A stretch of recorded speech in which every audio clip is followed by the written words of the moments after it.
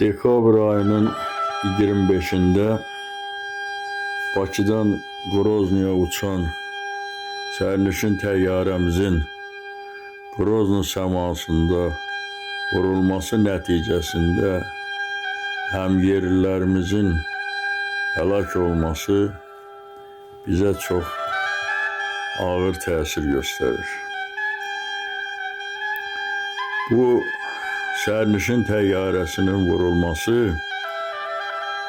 Azərbaycanın daxili və xarici düşmənlərinin Azəri Türk millətinin başına açdığı oyunlardan biridir. Düşmənlərimiz yadda saxlamalıdır ki, onlar bu millətin başına nə qədər pis oyunlar gətirsələr də, bu milləti daha da mətinləşdirir.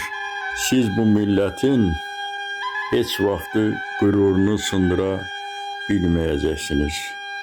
Bu yerdə Rəfiqə Rəhimlinin şeirini səsləndirmək yerinə düşərdi.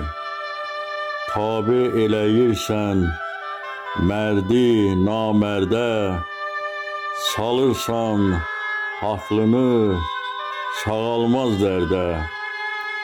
Aldın əzizimi zamansız, vaxtsız, sən necə haqsızsan, sən necə haqsız.